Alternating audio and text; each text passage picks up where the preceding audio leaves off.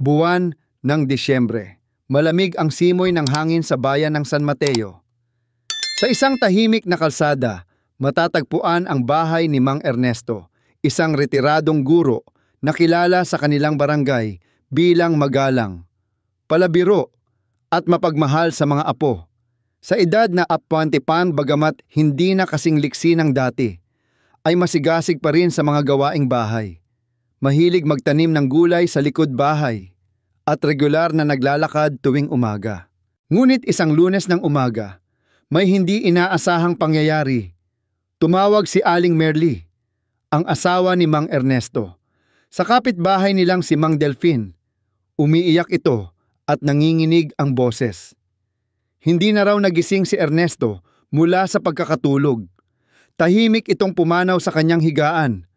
Wala namang sakit, wala ring senyales ng problema sa puso. Lalong naguluhan ang pamilya. Paano nangyari iyon? Ang balita ay mabilis na kumalat sa barangay.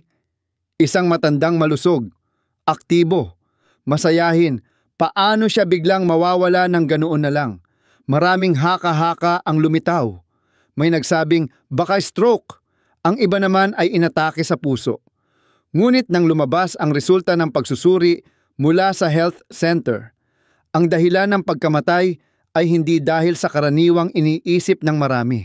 Ayon sa doktor, si Mang Ernesto ay pumanaw habang natutulog sanhi ng kombinasyon ng obstructive sleep apnea at acute cardiac arrhythmia. Sa mas simpleng salita, nahirapang huminga habang natutulog. Naging sanhi ng hindi normal na tibok ng puso hanggang sa tuluyang bumigay ang katawan. Ayon sa medical records, wala namang malalang sakit si Mang Ernesto. Pero nang tanungin ang asawa, may ilang mga nakagawian sa gabi na paulit-ulit ginagawa si Ernesto na posibleng nag-ambag sa trahedya.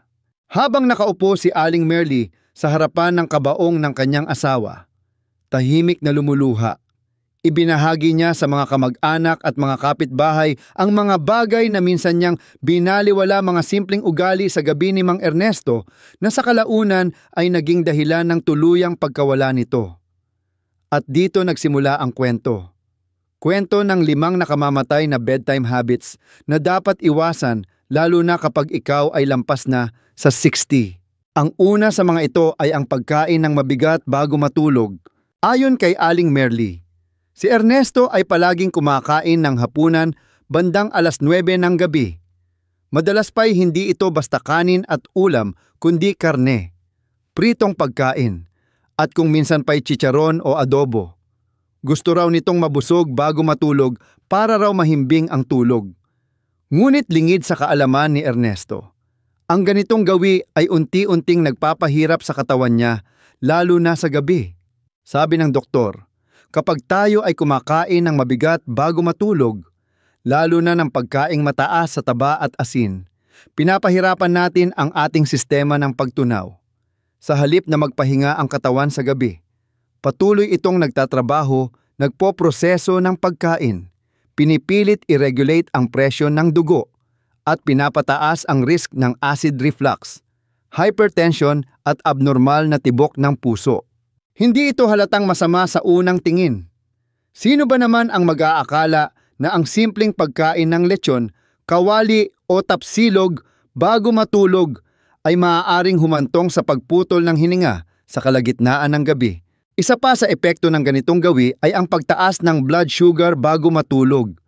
Ang biglaang pagtaas at pagbagsak ng asukal sa dugo habang natutulog ay isa sa mga pangunahing sanhi ng cardiovascular stress.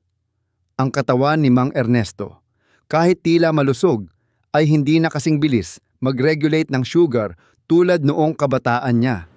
Kaya't kahit hindi diabetic, naging at risk siya sa mga komplikasyong kaugnay nito. Ayon kay Aling Merly, ilang linggo bago ang insidente, napansin na niya na si Ernesto ay madalas na binabangungot. Madalas din na pawis ito paggising, o kaya na may humihilik ng malakas. Sa ilang pagkakataon, para bang nahihirapang huminga habang natutulog. Pero dahil walang nararamdamang sakit sa dibdib o lagnat, inakala nilang normal lang ito. Minsan, habang nag-uusap sila sa kama. Nasabi pa ni Ernesto na parang mabigat ang dibdib niya kapag nahihiga. Sinabihan daw niya ito na baka busog lang at baka kailangan lang bumangon saglit. Sa oras na iyon, hindi nila inakala na palatandaan na pala ito ng mas malalim na problema. Dito rin napagtanto ni Aling Merly ang isang mahalagang aral na kahit ang maliliit at tila simpleng gawi ay may kakambal na panganib kapag ikaw ay senior na. Ang katawan ay hindi na kasing liksi, hindi na kasing reaktibo. Mas mahirap na ang mag-recover. Mas madali nang maapektuhan. Kaya naman ang unang paalala sa mga lampas, 80 taong gulang, iwasan ang pagkain ng mabigat bago matulog. Ayon sa mga eksperto, ang ideal na oras ng hapunan para sa matatanda ay hindi lalampas sa alas 6 ng gabi. Dapat ay magaan lamang ang kain gaya ng sabaw, nilaga, steamed vegetables, o itlog. Iwasan ang matatabang karne, maaalat, at mga pinirito. Sa ganitong paraan, makakatulong ito sa maayos na pagtulog, tamang daloy ng dugo, at iwas sa biglaang pagtaas ng blood pressure. At higit sa lahat, ugaliin ang pag-inom ng maligamgam na tubig bago matulog. Hindi malamig, hindi rin sobra. Ito'y para matulungan ang katawan na makapag-regulate ng temperatura at para maiwasan ang dehydration na madalas ay hindi natin namamalayan habang natutulog. Ang gabing iyon ay hindi na muling bumalik para kay Mang Ernesto. Ngunit ang kanyang kwento ay nagsilbing babala na ang mga simpleng gawi. Kapag hindi nabigyang pansin, ay maaaring humantong sa tuluyang pagkawala. Sa susunod na bahagi, tatalakayin natin ang ikalawang nakamamatay na bedtime habit, ang paggamit ng gadgets o panunood ng TV habang nasa kama. Paano ito tahimik na sumisira sa kalusugan ng seniors? At paano ito nakaaapekto sa puso at utak ng isang taong higit sa 80 taon ang edad? Matapos ang libing ni Mang Ernesto, maraming residente sa kanilang barangay ang tila nabuksan ang isipan. Sa gitna ng kanilang lungkot, napaisip silang lahat kung si Mang Ernesto ngang malusog, masipag, at palangiti ay maaaring biglaang mawala sa gabi. Paano pa kaya kaming may iniindang sakit sa puso, diabetes o hika?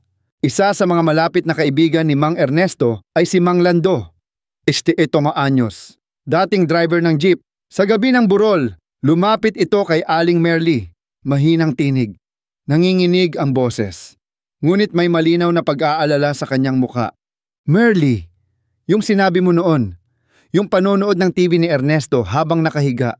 Sa totoo lang, ganyan din ako gabi-gabi. Hindi ako makatulog kapag walang tunog ng TV. Minsan, umaabot pa ako hanggang alas 2 ng madaling araw kakapanood ng pelikula. Minsan documentary. Pero lately, napapansin ko, madalas akong mapagod pagkagising.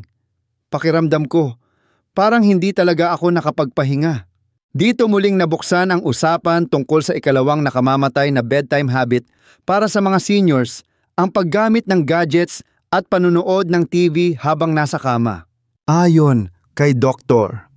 Herrera, isang sleep specialist na nakapanayam ng lokal na radyo sa San Mateo, ang katawan ng matatanda ay mas sensitibo na sa artificial light, lalo na sa tinatawag na blue light na nagmumula sa cellphone, tablet, laptop at maging sa screen ng TV. Ang blue light ay kilalang nakakaapekto sa melatonin, isang hormone na responsable sa pag-regulate ng ating natural na sleeping pattern. Kapag bumaba ang melatonin, nahihirapan tayong makatulog ng malalim.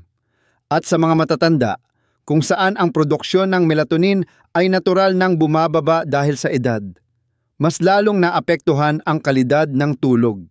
Hindi lang ito simpleng pagkaantok.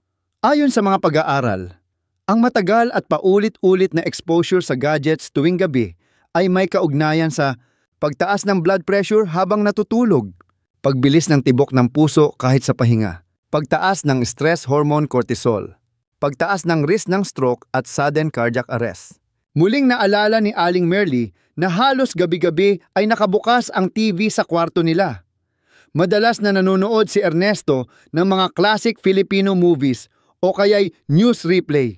Kahit nakaidlip na ito, bukas pa rin ang TV at minsan pa nga'y nakakatulog itong may hawak pang remote.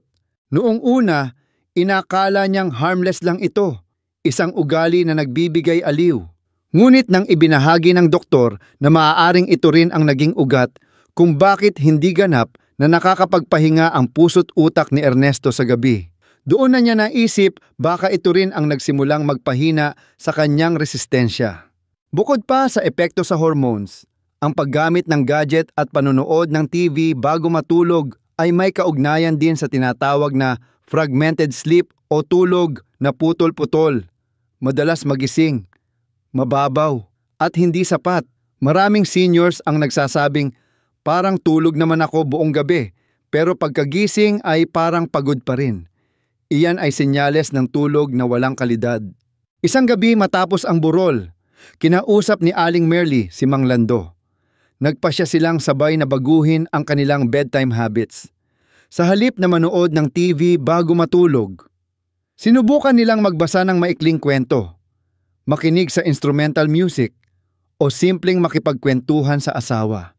Sa loob lamang ng isang linggo, napansin ni Mang Lando ang malaking pagbabago, mas maagang inaantok, mas malalim ang tulog, at hindi na madaling mapagod paggising. Ang katawan ng isang taong higit sa 60 ay parang isang sensitibong makina. Kailangan nito ng katahimikan, ng kadiliman, at ng tamang ritmo bago pumasok sa estado ng malalim na pagtulog. Ang ilaw mula sa gadget, ang ingay ng telebisyon, at ang mabilis na galaw ng screen ay mga bagay na sumisira sa likas na siklo ng katawan. Kaya't kung may senior sa inyong pamilya na may ganitong gawi, simulan na ang pagbabago. Ilayo ang cellphone 1 oras bago matulog. Patayin ang TV. Gumamit ng night lamp kung kinakailangan. Pero tiyakin na mahina lamang ang ilaw.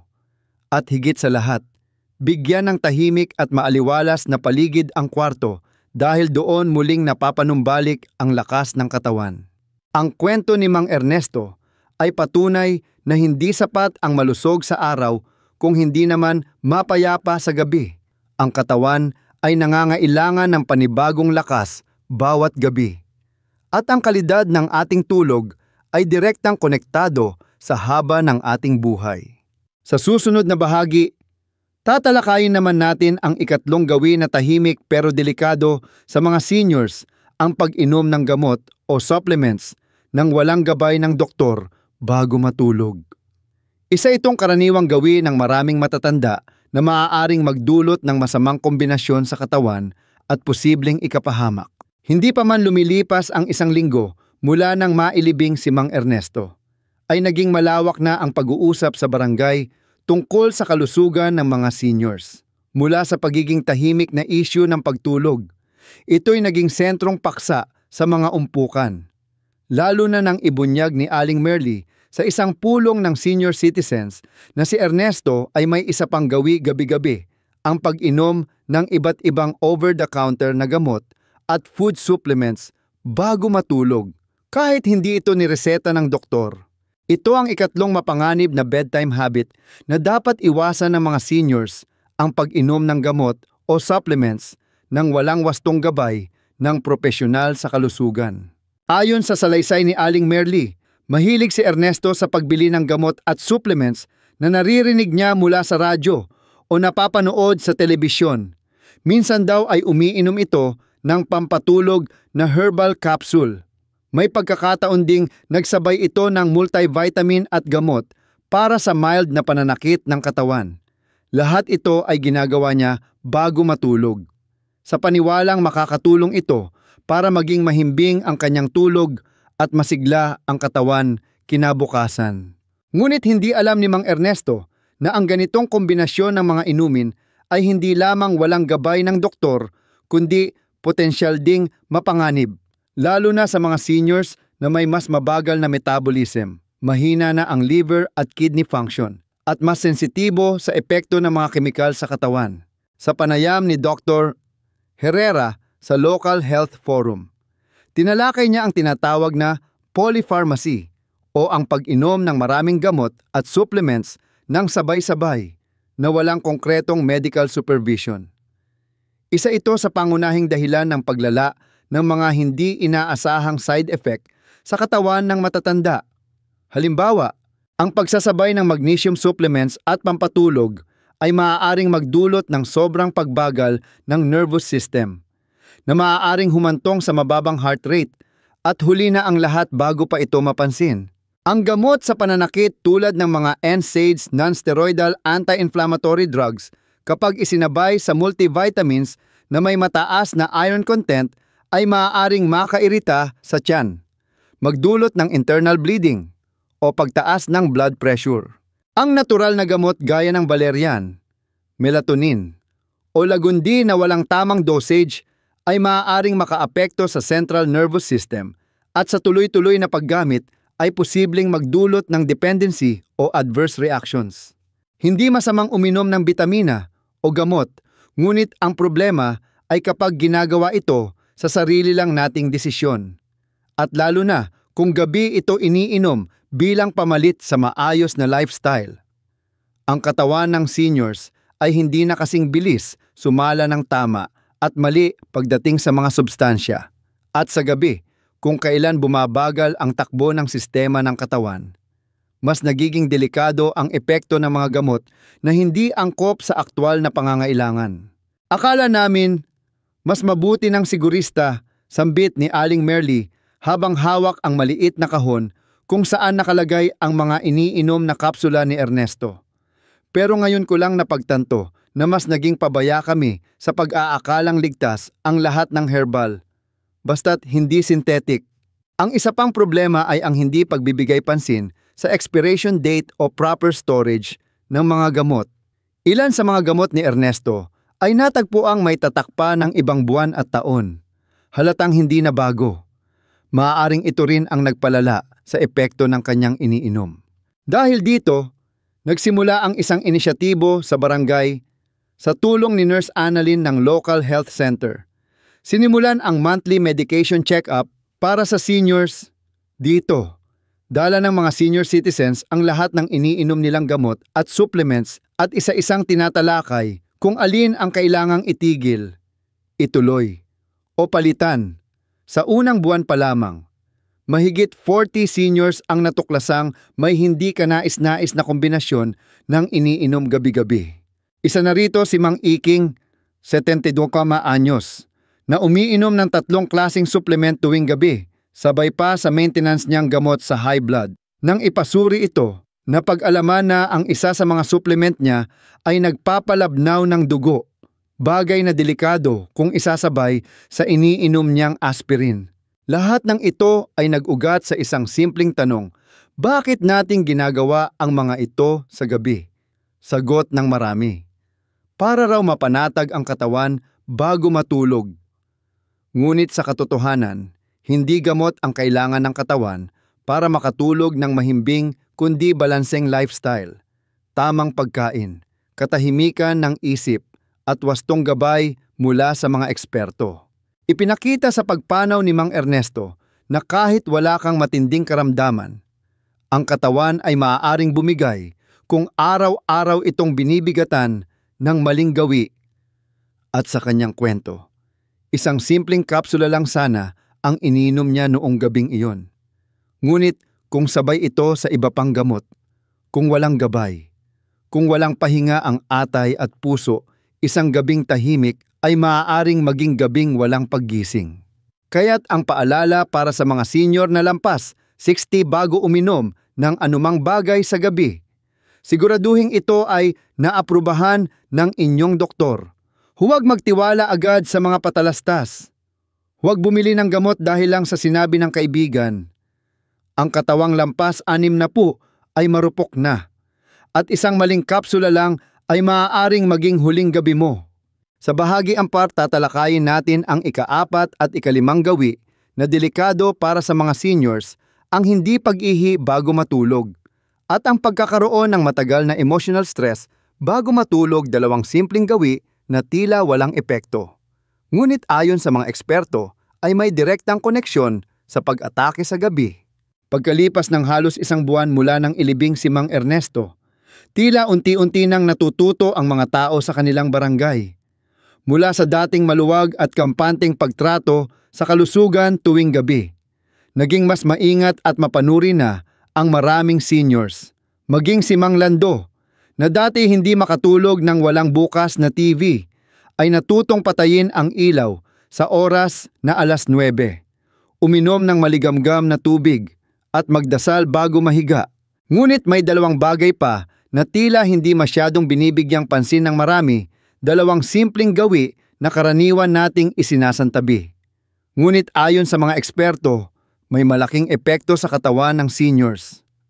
Ito ang ika-4 at ika-5 bedtime habits na dapat iwasan paglampas ng 60. Ika-4, hindi pag-ihi bago matulog.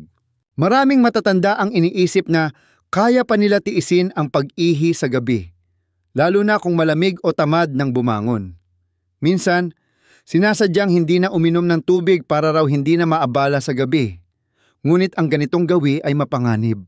Ayon sa paliwanag ni Nurse Annalyn sa Barangay Health Forum, ang pagpigil sa pag-ihi bago matulog ay maaaring magdulot ng bladder pressure, infection, at pagkairita ng kidney, lalo na kung paulit-ulit itong ginagawa.